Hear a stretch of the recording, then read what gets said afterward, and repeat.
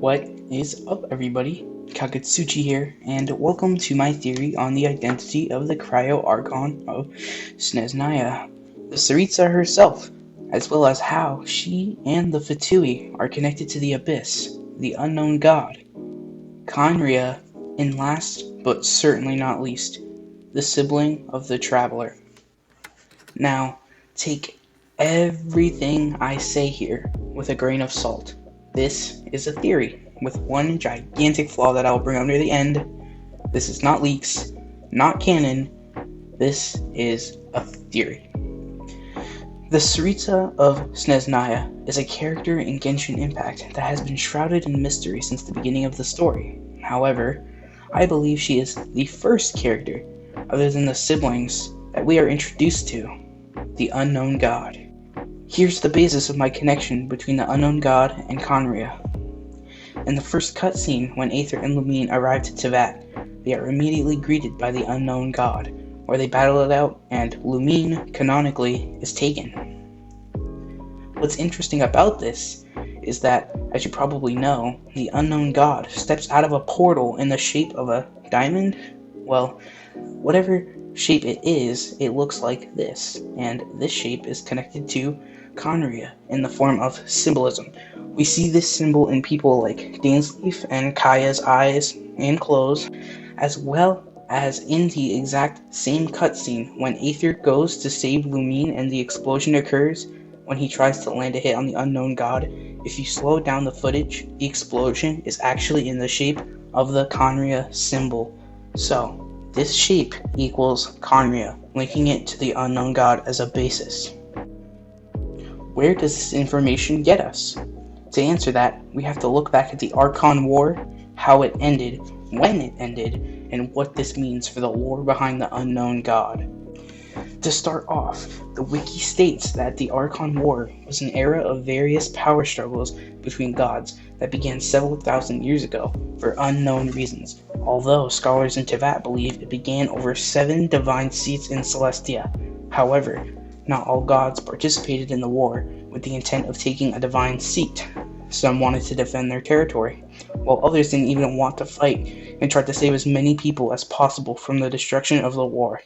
After the 7 were established, most defeated gods fled Teyvat and took refuge in the Dark Sea, lands outside of Teyvat, where the 7 have no dominion, where they became known as evil gods.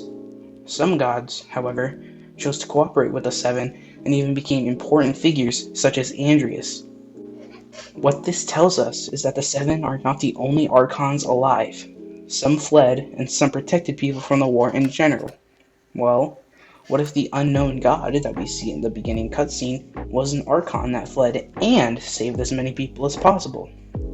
What if the unknown god fled to Khaenri'ah and brought the rescued humans with her, where the humans could settle away from the war? Well, why didn't the unknown god get followed and killed, some may ask. Well, as established earlier, the Archon War was fought over the divine seats of Celestia, and if the unknown god didn't want a seat in Celestia, what would be the point in even someone as notoriously brutal as Morax killing her when they were preoccupied fighting gods that actually wanted seats? Exactly, it would be a waste. Now, the Archon War ends 2,000 years ago. The 7 archons and their nations develop, and Khaenri'ah follows simultaneously.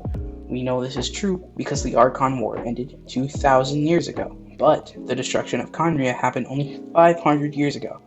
Doing basic math tells us that Khaenri'ah coexisted with the 7 and the 7 nations for 1,500 years. Khaenri'ah was notorious for being human-run, which I believe means that the unknown god acted as a venti, so to speak, and separated herself from the humans as soon as she saved them, watching over them somehow, and over the 1,500 years, she was forgotten. During this time, humans mass-produced the field tillers/ruin guards. Humans became powerful, so powerful that the archons started to become worrisome of them, especially the cautious but powerful god of contracts, Morax. Shoutout to user/Manda_Long on Reddit for compiling lore on artifacts in support of this theory to describe what got the archons to be wary of Khaenri'ah. Link to their thread in the description. Now, I'm going to begin quoting. There was an underground realm named Khaenri'ah, where the sun did not reach, and that wasn't in the continent of Teyvat. There, it was necessary to use alchemy, more specifically, the art of creation, chemia, to create animals, plants, and other beings to populate the area and make life possible. According to Dainsleif, this art is linked to the destruction of Khaenri'ah, be it directly or indirectly. An alchemist named Gold lost control and went way too far. Because of their greed and ambition, they created a lot of monsters, including Durin, the dragon defeated by Barbatos and Avalon that now rests in Dragonspine. It is said as well that the Eclipse dynasty, which reigned in Khaenri'ah, fell in this period. In the end, the entire civilization was destroyed. When Khaenri'ah was destroyed, a great sinner created endless monsters with alien, dark blood flowing through their veins. They rampaged across the land, destroying all in their paths. Their lives were mutations, caused by powers beyond this world. The black serpentine dragon Durin that attacked Mondstadt was such a mutation. End quote. Now, this corrupted alchemist used the alchemy art chemia and created all of the monsters we see around Teyvat, out of the people and animals that lived in Khaenri'ah. They corrupted the field tillers into what we see today as ruin guards, and is what created things like abyss mages, abyss heralds, hilly trails, and is the reason why the Abyss Order was founded. Celestia and the Divines most likely hate the life-creating powers of the alchemy chemia, as it goes against needing Celestia and its elements to create life, civilization, etc. So when the Divines witnessed this, and especially the attack on Mondstadt by the cursed dragon Durin, they felt the need to eliminate Khaenri'ah. I believe that Morax led the charge to destroy Khaenri'ah 1500 years after the Archon War to assure that another war did not come, this time between Archons and the humans' alchemist abominations. The unknown god, after saving the humans from the Archon War, would most likely come to the defense of Khaenri'ah when Morax was going to attack, possibly with other Archons at his aid. Torn between abiding the wishes of the Divines and believing in the humans that she saved, she was debating either giving in or fighting. The unknown god, obviously, was not going to win this battle, so instead she made a contract with Morax. This is the contract to end all contracts that Zhongli brings up with the traveler that he made with the Tsaritsa, which is the unknown god in this theory, where he gives up his gnosis. The terms of the contract would be something like, if the unknown god is spared, she herself will have to destroy Khaenri'ah, which explains the imagery of her cubes destroying Khaenri'ah. If the destruction occurs, and it turns out Morax's paranoia of humanity being power-hungry for the power of Celestia is incorrect, whether he tests them himself or they prove it to him, he must give up his seat as one of the seven in the form of giving his gnosis to the unknown god. He must pay for the bloodshed he's caused to those innocent of malice, both gods and humans, and resign as Geo-Archon. See, it has to be something similar to that, because the conditions are that Khaenri'ah is destroyed by the unknown god, an exchange in gnosis is made, Morax does test the mortals with Osile, and the unknown god is not dead because she is the Tsaritsa. This does all check out, and would also explain why the Tsaritsa is notoriously collecting all gnosis. A quote by Dainsleif, someone heavily connected to Khaenri'ah, supports this connection as well, by saying that Tsaritsa is a god with no love left for her people, nor do they have any left for her. Her followers only hope to be on her side when the day of her rebellion against the divine comes at last. Well, why does she have no love for her people and vice versa? Because she killed the first cryo archon and stole a seat of Celestia. Her people were those who resided in Khaenri'ah, not those of Scheznaya. The Divines took her people away from her, the people of Khaenri'ah, and she wants revenge on the Divines for taking that away from her, even at the expense of the Fatui and those that reside in Scheznaya. Dainsleif's distaste from the gods also could be because of the god of Khaenri'ah, the unknown god. She was forced to betray her people and kill them all, and betray Dainsleif as well. So we see that the Tsaritsa being the unknown god, with the unknown god being the guardian of Khaenri'ah, so to speak, works out due to Dainsleif's quote, Morax's involvement, the contract to end all contracts, and the time span between the Archon War and Khaenri'ah's obliteration by the gods forcing her hand, and how that would cause the unknown god to kill the cryo Archon and take upon a quest to rebel against the Divines. After all, the unknown god tells the travelers during their first cutscene that she is the sustainer of heavenly principles. Now that we've established the connection between the Tsaritsa and the unknown god, where does that leave the Traveler? Well, to figure that out, we need to look back at the first cutscene yet again. In this theory, Aether and Lumine arrive 500 years before the chosen protagonist wakes up on the beach, and they watch the unknown god's power destroy Khaenri'ah, and they attempt to flee to Vat. Similarly, in theory, to how she confronted Morax as he approached Khaenri'ah, she approaches Aether and Lumine as well. Also, before they begin to fight, she says to them that the arrogation of mankind ends now. If the word arrogation is used in the context of a verb, it means to claim or seize without justification. So with that in mind, the quote means the claiming of mankind ends now, or the seizing of mankind ends now. Seeing as she was the guardian of the mankind residing in Khaenri'ah, her saying that adds up if she believes that the humans couldn't or wouldn't continue abusing the power of the Khemia alchemy that she most likely had a part in the creation of. Anywho, the fight happens, Lumine is taken, brainwashed, and is used in the fight against the original cryo archon. The unknown god, Lumine, and the Abyss Order created by Gold's mutations of the people of Khaenri'ah win, and the unknown god becomes the new cryo archon, the Tsaritsa. Sure, all of this makes sense, but she uses blocks, not cryo, right? Well, yes and no. With the death of the original cryo archon comes the obtaining of the gnosis for the new cryo archon, the unknown god. Well, what is a gnosis, and why does it signify that the unknown god is now the undignified cryo archon and part of the Seven? To quote the wiki, and keep in mind all sources are in the description, quote, a gnosis is an item used by the Seven to directly tap into energy from Celestia, and is proof of their status as an elemental archon. It is unknown whether gods before the Seven possessed gnosises, end quote. Taking on a physical appearance reminiscent of a glowing chess piece, they otherwise reside within the archon's body. It can either be forcefully removed through the powers of another archon, as with the powers bestowed upon the 11 Fatui Harbingers, or willfully materialized and given away by the archon themselves. The Tsaritsa seeks to collect the gnosis of all of the Seven for reasons yet unknown, and is currently in possession of 3. Her own cryognosis, Venti's animo-gnosis, which was taken through force by La Signora, and Zhongli's geognosis, obtained peacefully through a contract. Now, what this means is that the unknown god killing the cryo archon and taking their gnosis made them the new cryo archon. The unknown god can then use this gnosis to tap into the cryo energy of Celestia and use the abilities of the cryo archon. Technically, at this point in the story, the Tsaritsa, aka the unknown god, is the archon of cryo, animo, and geo, and can use the claimed gnosis of the other archons to obtain their elemental power from Celestia as well. Note, this is actually similar to Aether, as he himself is seen wielding multiple elements at once in the child cutscene. They use both animo and geo simultaneously.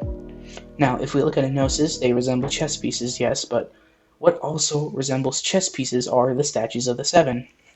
Venti talks to the Traveler about how they, quote, took animo power from the statue of the Seven, similar to how the Tsaritsa can take elemental power from Celestia using all 3 gnosis. Venti, using the word took, specifically shows that he, as well as Celestia, cannot control the power being taken. It was involuntary, and that is why Celestia Divines cannot just turn off the gnosis, and why the Tsaritsa is still in power. So, does this mean that the statues of the Seven are somewhat gnosis of their own? By interacting with the statues of the Seven, did Aether take animo and geo energy from Celestia without anybody being able to stop him? Are the statues of the Seven connected to the gnosis themselves, or are they connected to Celestia as some sort of a middleman?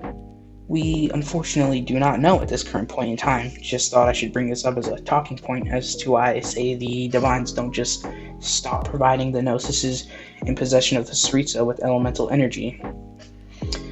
Now, we brought up Venti a couple times in that backstory of both the fall of Khaenri'ah and also the description of the Gnosis, but he also provides a much bigger role than we see on the surface. During the ending of the Mondstadt arc, Venti gets his gnosis taken by La Signora, the 8th Fatui Harbinger, and retreats to the Windrise tree to heal. Aether and Paimon follow him after Barbara heals them and wakes them up, and when they arrive, Venti says this in response to the question of, what kind of god is the Tsaritsa? Quote, how should I put this? 500 years ago, I knew her well, but I can't say the same is true now. You see, a certain catastrophe happened 500 years ago, and after that, she cut all ties with me. But we can save discussion of the cryo archon and the Fatui for another day. End quote. Now, this tells us a lot. Since the two know each other, it must mean that Khaenri'ah is somewhat nearby Mondstadt. It also makes sense why the first field tiller and field tillers in general appeared in Old Mondstadt and then spread across Mondstadt and Liyue. And it also lines up with the timeline. Venti and the Unknown God are allies, so to speak, and when his ally's nation, Khaenri'ah, attacks his nation with the cursed dragon Durin, made from the Chemia alchemy the Unknown God most likely created, and the notorious war god Morax of Liyue wants to exterminate Khaenri'ah, Venti has an important choice to make. Does he side with Morax by either actually siding with him in the destruction of Khaenri'ah or by not getting involved at all? Does he stand up for his ally and support the Unknown God even when it was their creation that attacked Mondstadt? Well, I think Venti chooses one of the options of the former, staying neutral or siding with Morax. Because of Venti's practical betrayal in her eyes, when the Unknown God gains the power of the Cryo Archon by stealing the gnosis of the original Cryo Archon, she knows the strength of her former ally possesses, or lack thereof. The Tsaritsa, now with the power of the Seven in her possession, is confident in sending Signora to forcefully take Venti's gnosis as a consequence of his betrayal in her eyes. This is also to gain more power to take revenge on the Divine for the destruction of Khaenri'ah, Morax especially. But because of her past experience with Morax, witnessing his strength during the Archon War, she knows she could not combat his gnosis away even if she tried, which she somewhat did with Fatui Harbinger Child and Osile, which Zhongli used as that test to mortals mentioned earlier in the contract to end all contracts. So, her main goal was to have the contract to end all contracts be carried out and eliminate Morax from the equation in her search of power. She gains another gnosis, and in the sidelines of all of this, the brainwashed Lumine, as well as the Abyss Order, watch over Aether and how everything is going revolving around him, while the Fatui and Tsaritsa focus on obtaining gnosis as their priority, even if Aether does fumble their plans and becomes an obstacle.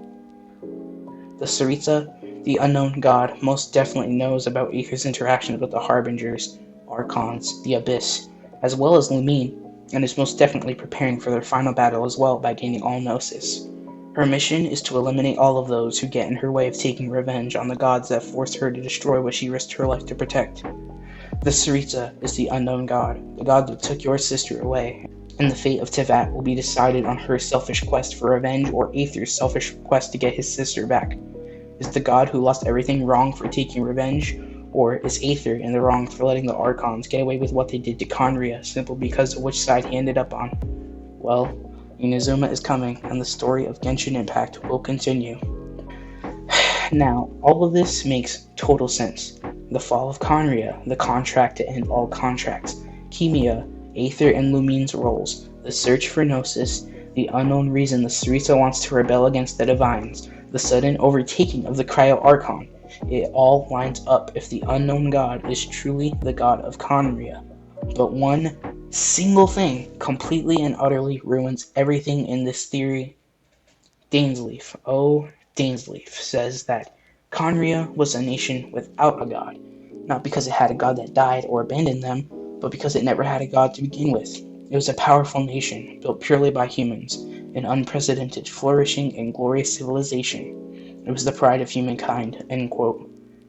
But how could this be? How could all of these connections, all of these fitting pieces be completely and utterly coincidental and incorrect? If the Unknown God is not the god of Khaenri'ah, then why does her portal symbolize it? Why is she the one destroying it? Why is she never mentioned again, with the only other big bad female god being the Tsaritsa? Frankly, I believe what Dainsleif is saying is completely untrue to an extent. I feel like the humans of Khaenri'ah would not have survived or properly located in the Archon War without the help of gods. I feel like Dainsleif says this in this way because to the humans, Dane included, the people of Khaenri'ah were protected and located by the Unknown God who then practically vanished from all time. So, maybe in his mind she isn't necessarily considered the god of Khaenri'ah. Another thing that could prove this is that he has a heavy distaste for the divine, theoretically because of the actions of potentially the Unknown God. Unfortunately, I do not think what Dane is saying here can be taken as fact because of his biases, curse, and potential distaste specifically for the unknown god because of her betrayal. He wants to credit humans and humans only for what Khaenri'ah was, because their god never made themselves known, and immediately turned her back on her people by force because of what the humans themselves did. Dane is a complex character. He is not on the side of the Abyss, not on the side of the unknown god, not on the side of the Fatui. He seems to be on the side of Aether. Aether is enemies with both Abyss and Fatui alike. Knowing that Lamine is a sibling of Aether and the two are at odds with each other, he's taking this as an opportunity to kill two birds with one stone. Kill the Abyss, and put the corrupted Khaenri'ah beings out of their misery, while also stopping the tyrannic cycle that the Tsaritsa has started and is continuing potentially within Inazuma. Well, what did you guys think of my theory and take on things revolving around the unknown god, Tsaritsa, and Khaenri'ah? I tried to do something unique and not make like Paimon comparisons or Honkai comparisons, and just try to make some sense of everything solely in the world and the lore of Genshin Impact. Did you find any contradictions in my theory or plot holes? Let me know. If you liked it, leave a like and make sure to subscribe. I'll be making lots of different kinds of Genshin content, such as theories, lore speculations, things I feel like they should improve within the gameplay, blah blah blah. I hope you all enjoyed, and peace.